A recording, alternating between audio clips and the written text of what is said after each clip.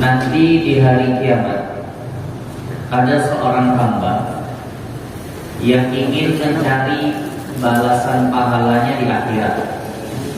Ketika dia dibangkitkan, ketika dia dihisab, dia ketika di dunia itu rajin ngaji, dia ketika di dunia banyak beramal, banyak mengajar, banyak bersedekah, banyak buat baik sama orang.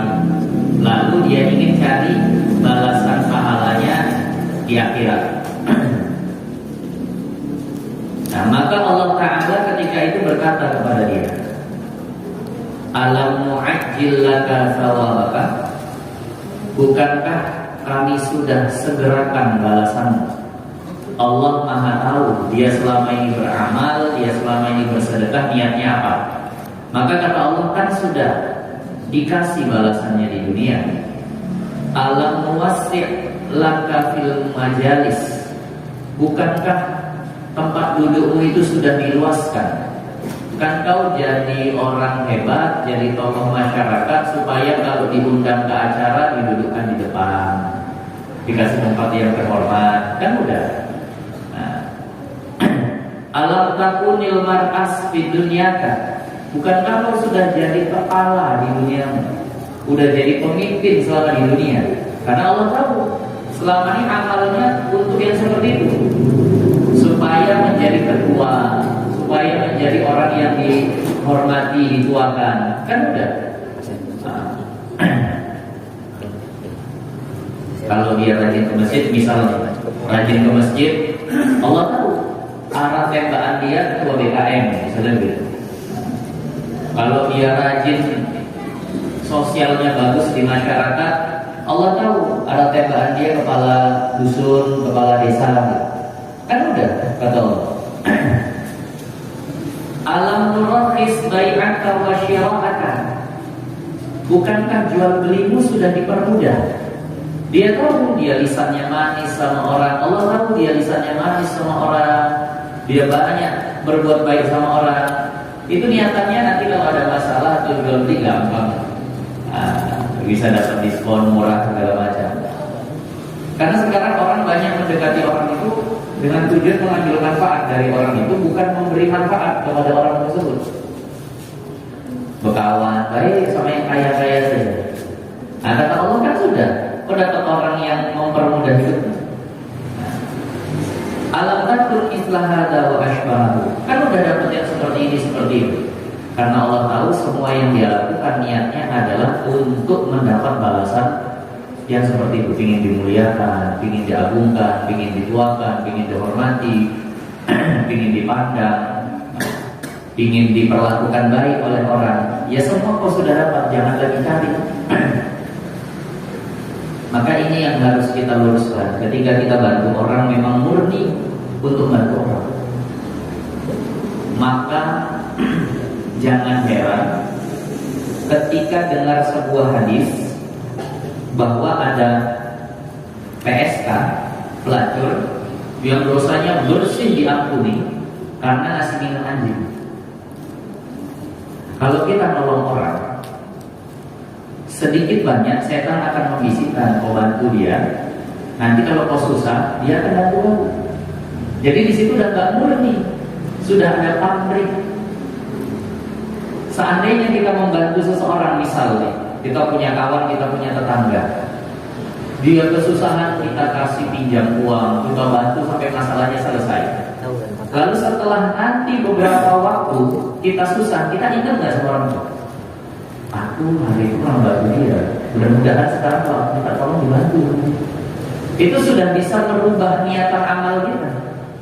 Tapi ketika mohon maaf pelacur tadi, PSK tadi nolong anjing itu, kira-kira PSK atau pelacur itu kalau ada masalah ingat nggak sama anjing itu?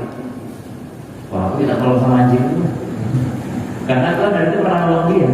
Gak akan muncul yang seperti itu. Maka terkadang nolong anjing yang seperti tadi itu betul-betul murni ingin nolong tanpa ada pamrih segala macam, ketimbang nolong manusia. Makanya sembunyikan amal supaya kita tidak bisa mengungkit amal. Makan di rumah makan tanpa ada keluarga, kayaknya sulit, tapi anaknya ingin makan di situ. Kita tengok pun pesen nasinya 4, ayamnya 2. Ya Allah, ya Allah, sedih kan? Masuk ke kasir, ini bayarin meja saya. Tak usah disebut, nggak usah dibilang-bilang orang sana. Kira-kira ketika kita susah, kita ada bisa datang ke dia nggak ada. Kenapa? Karena orang tadi nggak tahu kebaikan kita. Maka yang seperti ini terkadang lebih bisa menimbulkan rasa ikhlas. Kenapa tak akan kita lagi sebut-sebut kalau seandainya kita tak beritahu orang? Nah, ini yang seperti ini dibanyakan. Nolong orang nggak usah bilang-bilang supaya nggak ada pamrihnya. Maka itu tadi, loh, nolong anjing kok bisa begitu luar biasa? Masa nolong manusia nggak dapat seperti itu? Karena manusia akan ada yang bela-bela yang lain, akan ada buntutnya yang lain. Bu, tolonglah bu, begini, mohon maaf, aku tak ada uang. Bu, ibu ingat waktu susah dulu siapa yang nolong? Nah ini habis nih kalau sudah seandainya seperti itu. Tapi kalau kita nolong hewan itu nggak akan seperti itu. Ketika Imam Ghazali setelah wafatnya itu dimimpikan oleh orang. Ada orang mimpi bertemu Imam Ghazali setelah wafat. Lalu ditanya orang tadi, "Wan, apa yang Allah lakukan kepadamu setelah wafat?" Maka kata Imam Ghazali, "Allah memuliakan aku, Allah memberikan aku pakaian yang bagus, Allah mendudukkan aku di tempat yang mulia." Maka orang tadi bilang, "Wajar, Tuhan rajin menyampaikan ilmu, Tuhan banyak kitab-kitabnya yang dibaca oleh orang, Tuhan banyak beribadah ini itu segala macam." Apa kata Imam Ghazali? Bukan karena itu semua. Lalu karena apa? Maka kata Imam Ghazali, amalku yang paling diperhitungkan. Pernah ketika aku menulis kitab, celup tinta nulis, celup tinta nulis. Mungkin dulu tinta itu perasan dari getah-getah tumbuhan. Tinta itu seperti itu dulu. Waktu dicelupkan tinta, waktu mau nulis, lewat atau hinggaplah lalat di ujung penanya, menyedot tinta yang ada di ujung pena. Maka aku hentikan gerak tanganku sampai lalat tadi itu puas minum. Kubiarkan saja sampai lalat itu puas minum, karena kasihan kali melihat lalat. Lalu setelah dia puas minum, dia terbang, barulah aku lanjutkan. Ternyata itulah yang paling menyelamatkan aku di akhirat. Kenapa? Ngajar bisa riak ditengok orang. Kitab bisa berbangga, kita banyak, hasil karya banyak. Ibadah bisa nambah orang. Tapi kalau lalat tadi itu siapa yang tahu? Cuma antara dia dan Allah. Paling sama lalat itu. Dan dia tidak akan bisa mengungkit kebaikan kepada lalat. Nah jadi makanya jangan sepelekan amal-amalan seperti itu. Terkadang ikhlasnya itu lebih tinggi. Terkadang ikhlasnya lebih tinggi. Nah, nampak ada kucing kelaparan kasih makan. Terkadang yang seperti itu, Masya Allah, lebih luar biasa pahalanya. Kan kita tidak akan menghitung sama kucing tadi. Nah, di itu pun kadang diungkit juga. Terus dikasih makan, kucingnya mengikat, oh memang atau terima kasih udah kasih makan. Masih juga sama kucing kadang diungkit. Walaupun nggak ada bekas, tapi kalau manusia ini bisa hilang pahalanya.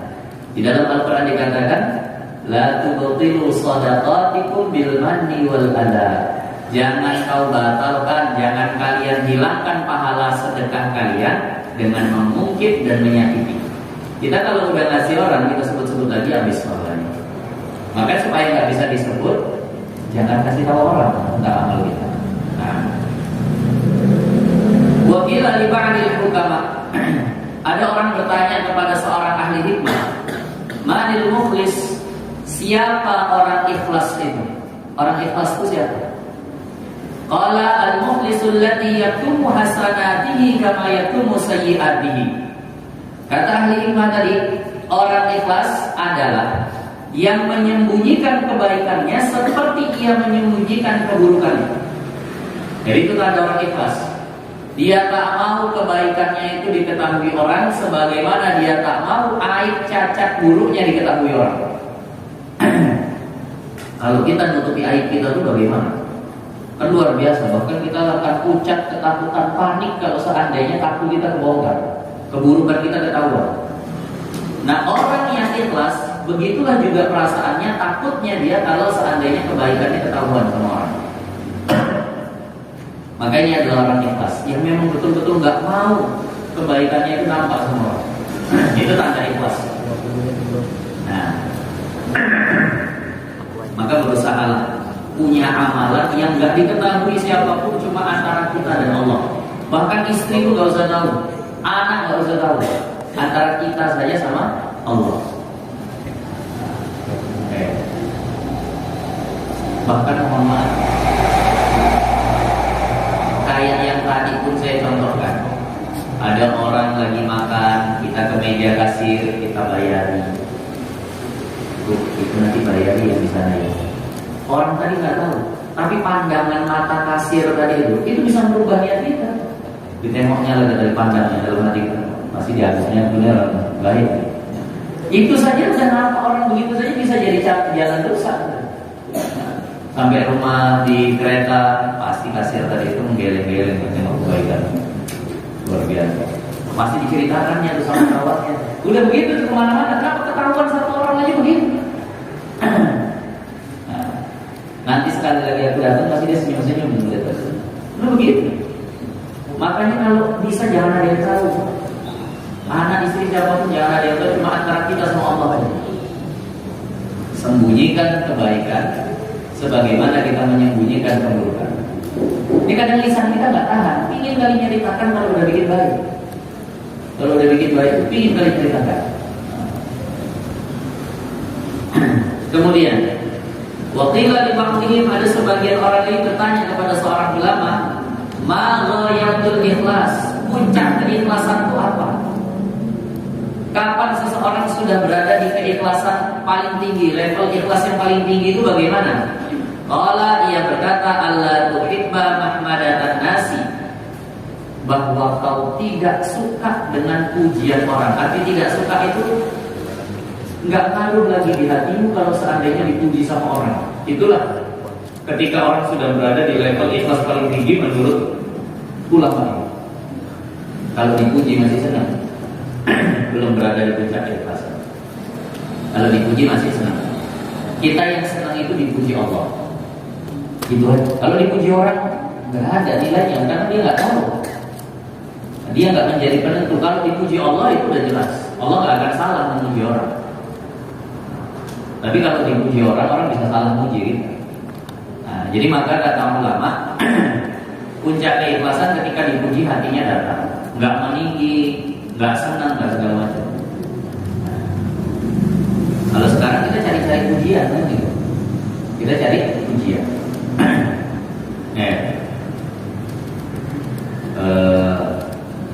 Pokoknya segala macam prestasi kan ingin kita bagikan. Wisuda S1 muncul di beranda Facebook. Wisuda S2 muncul di beranda Facebook. Komen dilihat-lihat. Kalau seandainya komennya selamat ya, masya Allah, perjuangan kasih, semangat, senang kali bacanya. Nah, begitu ada komen yang enggak, alah, wisuda telat aja bangga, rusak hati. Wisuda telat aja bangga, langsung gak enak hatinya. Itu tandanya mesti riak. Mau dia baca komentar bagus, mau baca komentar buruk, maunya sama hatinya. Itu baru namanya ikhlas, gak peduli sama pujian. Tapi kita harus pujian. Semua prestasi itu kalau bisa ditampilkan ke orang-orang supaya orang memuji. Kadang ada orang menghindari pujian supaya ingin dipuji itu ada. Merendah supaya ditinggikan orang. Bahasa orang itu merendah untuk meninggi. Pak, kalau banyak betul jasa bapak ini. Nah, sisikin ini. Ya Allah, kalau banyak jasanya pun awal betul lain. Memang ingin dibilang tawadhu.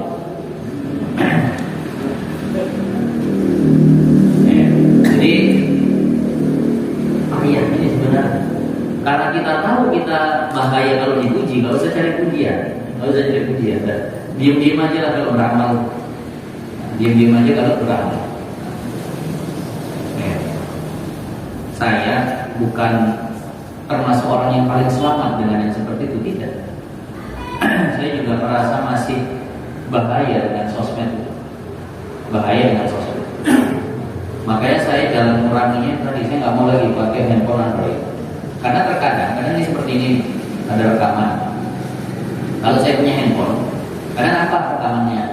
Nah, tengok komentar di bawah, masya Allah, Ustaz ini penjelasan terus sampai itu, masya Allah, begini segala macam. Wah, bahaya.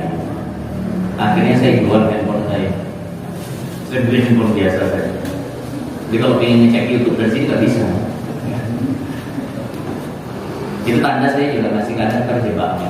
Tinggal kita bagaimana cara kurang-kuranginya, bagaimana cara antisipasinya masing-masing.